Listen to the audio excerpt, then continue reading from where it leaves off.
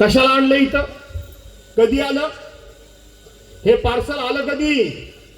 आता निवडणुका लागल्यावर ना. या जिल्हा परिषद आणि पंचायत समितीची मुदत संपली कधी? 2022 साली. ते जे उमेदवार अण्णा कदम आहेत ते आले कधी? 2026 साली. बरोबर आहे. जर इथं ओपन नसती पडली सीट तर आले असते काय होते? मग काय तुमच्या प्रेमाखातर ते आले? तुमची सेवा करायला आले? तुमचा विकास करायला आले? अहो स्वतःच्या स्वार्थाकरता आले. का दापोलीमध्ये का घेऊन गेले नाही रामदास कदम? त्याला दापोलीमध्ये घेऊन जायला पाहिजे होतं. तुमच्या पोराचा मतदारसंघ तिकडे आहे ना, तिकडे घेऊन जायला पाहिजे होतं. पण त्यांना माहिती आहे तिकडं काय आणि इकडं काय, भावाचा सुपडा साफ होणारच आहे.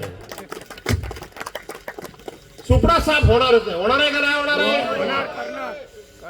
करणार ना. जाऊ द्या पैसा भिसा काय. बरं रामदास भाईचा पैसा घेऊ नका हो. त्याच्या डोक्यावर परिणाम झालाय. येडाच आहे साला. खरं मी इतक्या खालच्या लेवलला जाऊन बोलत नाही. सारखा तो माझ्याबद्दल बोलतोय. परवा भरणा नाक्यामध्ये गेला, तिथं माझ्या अरे तुरे करत नाही, पण मी आता त्याला अरे तुरेच करणार. करू ना का नको करू? भरणा नाक्यामध्ये गेला, तिथं भाषण केला आणि माझ्या मुलांच्यावर बोलायला लागला. काय बोलला? की ह्याची मुलं कॉन्ट्रॅक्ट घेतात आणि कॉन्ट्रॅक्ट घेऊन ते दिवस काम करतात आणि पैसे कमवतात. अरे वेळ, माझी मुलं कॉन्ट्रॅक्ट घेतात, मेहनत करतात, उन्हा तानामध्ये उभं राहतात. रस्त्यावर डांबराचा स्प्रे मारायचा असेल तर माझा जिल्हा परिषदेचा अध्यक्ष असलेला पोरगा आपल्या हातामध्ये गन घेऊन रस्त्यावर स्प्रे मारतो. चूक करतो?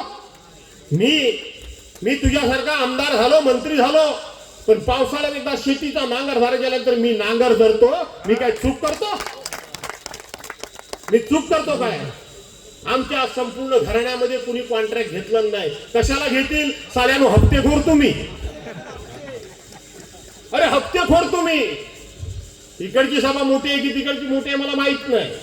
सगळं जिथं बोलतो तिथं प्रॉब्लेम होईल. कारण एक भाषण मला रामदास कदमासारखं दुसऱ्या ठिकाणी सारखं सारखं करायची सवय नाही. आणि म्हणून तुम्ही हप्तेखोर, हप्ते खाता. आणि दुसरी गोष्ट, बायानो याचे पैसे घेऊ नका. आणि तुम्ही पण बाबूरावांनो घेऊ नका. आत्ताच सांगतो कसे पैसे कमवला ह्यानं. हप्ता मारता हप्ता तर आहे, पण स्वतःच्या पत्नीच्या नावानं असलेल्या बार मध्ये. ती माऊली कोणाच्या आगीत नाही, दुगीत नाही, कशातही कुठेही नसते. कुठेही नसते.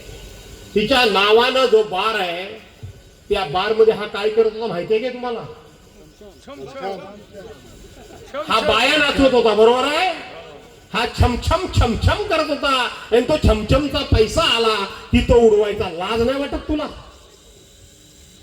आणि पोर सुद्धा तीच टीका करतो. अरे होय, आम्हाला अभिमान आहे. आम्ही कष्ट करून, मेहनत करून, राबून जे पैसे आम्ही कमवतो ते आमच्या घामाचे कमवतो, हरामाचे कमवत नाही. उठ सूट आपलं आमच्यावर बोलायचं, आम्ही दुर्लक्ष करतो. देवेंद्रजी काय माणूस आहे की साला कोण आहे काही समजत नाही.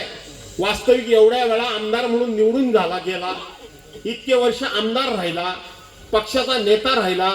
प्रत्येकानं आपल्या मानात राहायला पाहिजे का नाही? बंगाली बाबा आपल्या मानात राहिलं पाहिजे.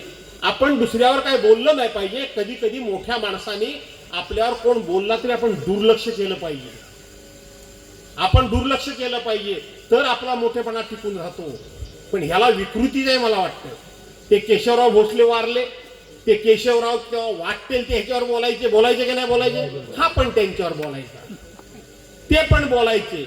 मी ह्या रामदास भाई ना, काय जर तुम्हाला वाईट वाटलं, त्यांच्यावर त्यांचं भारी प्रेम आहे.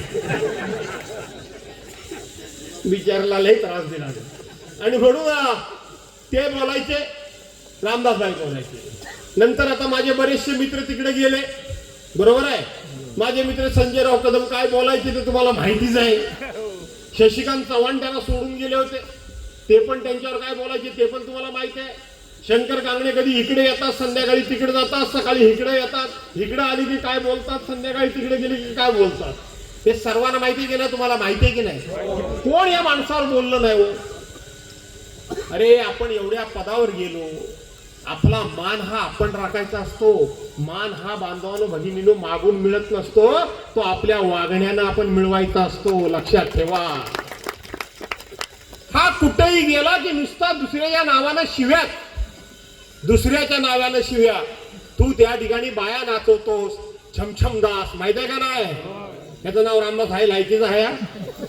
आणि एवढ्या पदावर गेलेल्या माणसानं माना सन्मानात राहिलं पाहिजे. पण एक म्हण आहे ना, गाढवाला गुळाची चव काय, त्यातला प्रकार ह्याचा आहे. गाढवाला गुळाची चव कळणार नाही, त्याला उकिरडच फुंकलं पाहिजे. तसं चांगले विचार मांड, चांगली भाषणं कर, काहीतरी थोरा मोठ्यांचं चरित्र वाच, त्याच्याबद्दलचे दाखले समोरच्या लोकांना दे. शिवाजी महाराजांची उदाहरणं दे. शिवाजी महाराजांचं नाव घेतो आणि लोकांच्या आई बहिणी काढत असतो. जाणार आहे संध्याकाळी लोट्यामध्ये. ती अरुणाताई आमरे आमची एवढी सत्शील बाई, सज्जन बाई, अतिशय मर्यादशीर बाई, घरंदाज बाई, तिला काल काय वाटेल ती शिवी यांनी जाहीर सभेत दिला. वाटेल ती शिवी का? तर ती तुमच्याबरोबर आली नाही म्हणून. अरे तुम्ही आहात तरी कोण? त्या बाईला वाटेल ती शिवी कशी देऊ शकता? तुम्हीच लोकांनी, तुम्हीच काय तेवढं लोकांना मोठं केलं ना, काय केलं काय? आता बाळासाहेबांनी तुम्हाला मोठं केलंच ना, तरी त्यांना तुम्ही सोडून गेलातच ना. कुठल्या तोंडाने बोलता तुम्ही? पण वाटेल त्याला वाटेल ती शिवी द्यायची, वाटेल त्याला वाटेल ते बोलायचं. ह्याला मी अमुक केलं, त्याला मी तमुक केलं, त्याला मी तमुक केलं, असं बांधवानं भगिनीनं नसतं. आपल्याला सुद्धा कोणीतरी मोठं होण्याकरता हात दिलेला असतो. लक्षात ठेवा. आज आपण मोठेपणी चालायला लागतो, पण ज्या वेळेला आपण रांगत असतो, आपण ढोकऱ्याने जात असतो, आपल्याला उभं राहायचं असतं, लहान बाळाला त्याला पाऊल टाका चालायचं असतं, त्यावेळेला कुणीतरी त्याच्या करंगलीला आधार द्यावा लागतो. त्याच वेळेला तो चालायला शिकतो. हे लक्षात ठेवा.